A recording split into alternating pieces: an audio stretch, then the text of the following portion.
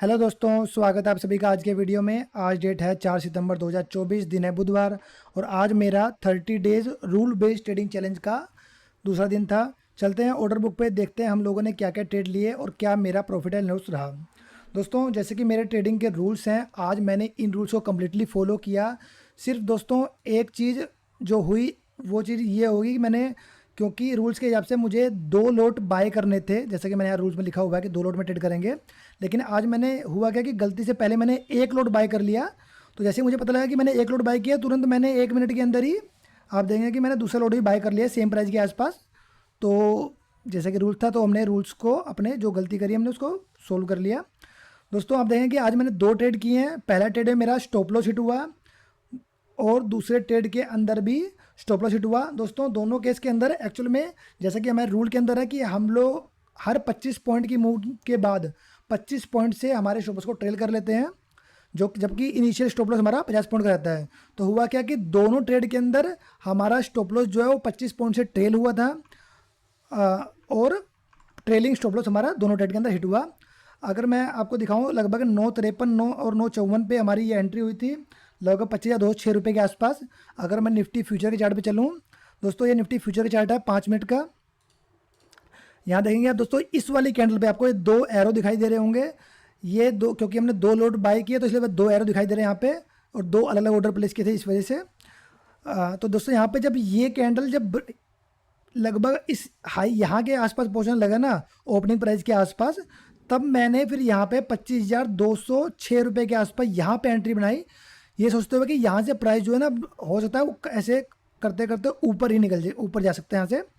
तो मैंने यहाँ पे एंट्री करी और उसका इसके हिसाब से मेरा स्टॉप लॉस जो आ रहा था 25,206 पे हमारा बाइंग था, तो स्टॉप लॉस आ रहा था हमारा 25,156 पे, जो कि यहाँ पे आया। आप देखेंगे कि पूरे दिन के अंदर इस स्टॉप लॉस के पास तो नहीं आया था प्राइस, लेकिन क्योंकि ट्रेलिंग हमने ऐड कर रखी थी तो इस वजह से हमारा ट्रेलिंग स्टॉप लॉस हिट हुआ।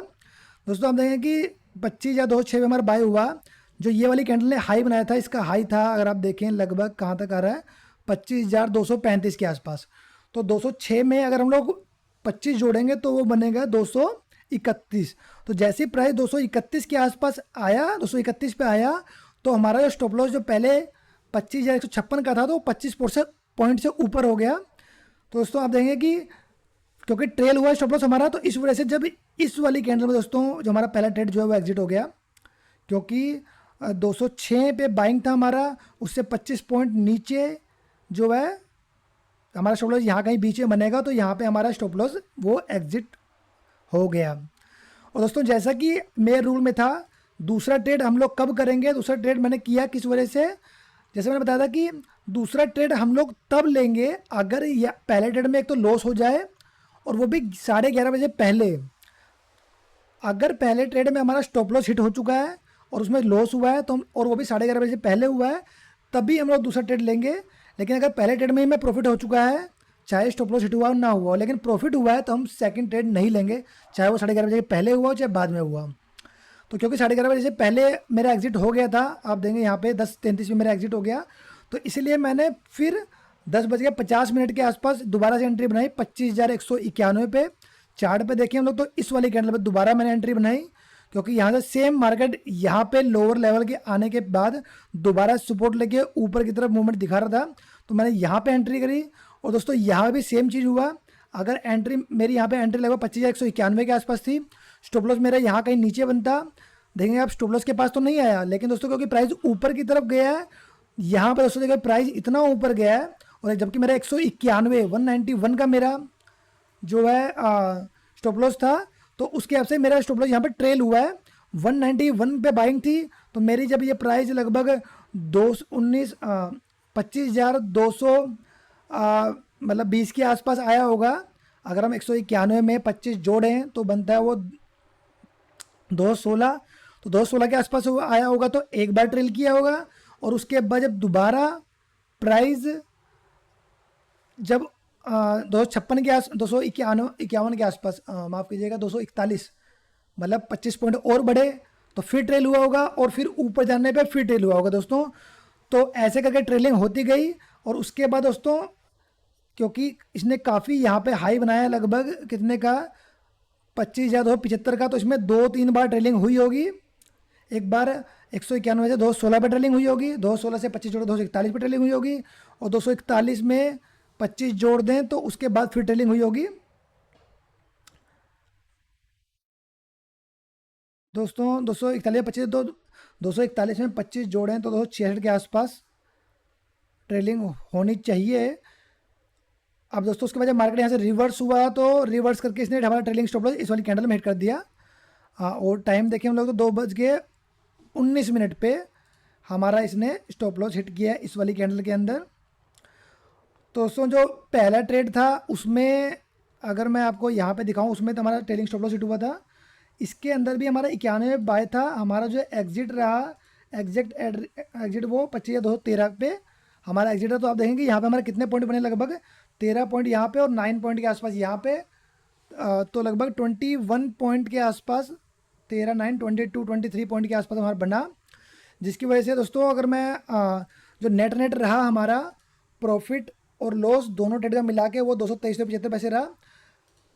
दोस्तों मैंने जो हमारी ट्रैकिंग शीट है उसके अंदर मैंने यहाँ पे एंट्री बना दिया। आप देखेंगे कि यहाँ पे बाइंग इतने पे हुआ था, एग्जिट इतने पे हुआ, तो मेरा लॉस 1286 रुपये का हुआ।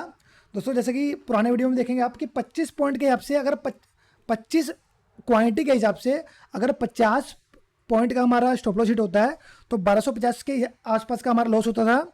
और जबकि आज हमने 50 क्वांटिटी करी है लेकिन लॉस हमारा 1250 के आसपास ही है। वो इस वजह से क्योंकि इसमें एक बार हमारा जो स्टॉप लॉस है वो टेल कर गया था, जिसकी वजह से हमारा 50 पॉइंट बच गया और 25 माफ कीजिएगा 25 पॉइंट बच गया, 25 पॉइंट बचा, तो इसलिए लॉस हमारे सिर्फ 25 पॉइंट का ही हमारा स्टॉप लॉस हिट हुआ यहाँ पे। और दोस्तों दूसरे ट्रेड के अंदर यहाँ पे आ देंगे कि ट्रेलिंग वगैरह हुई है यहाँ पे, और उसमें ट्रेलिंग के बाद हमारा जो नेट जो स्टॉप लॉस हिट हुआ उसके बाद हमारा जो नेट प्रॉफिट था सेकंड ट्रेड के अंदर वो इतना रहा। और दोनों दिन का मतलब दोनों ट्रेड का अगर हम लोग प्रॉफिट और लॉस जोड़ देते हैं तो नेट जो रहा वो हमारा रहा 223.75 का। तो मैंने यहाँ पे एंट्री ऐड कर दिया। दोस्तों मुझे क्या लग रहा है ना कि शायद जो ये वाला रूल है 25 पॉइंट वाला, इसको मुझे 25 पॉइंट से 50 पॉइंट मूव कर देना चाहिए कि हर की जो ट्रेलिंग है वो हर 25 पॉइंट पे मूव करने की बजाय 50 पॉइंट पे मूव कर सकते हैं कि 50 पॉइंट मूव करेगा तो 50 पॉइंट की ट्रेलिंग हो जाएगी हमारी। दोस्तों उसका फ़ायदा क्या होता है, आज के दिन तो खासकर फ़ायदा होता है हमें।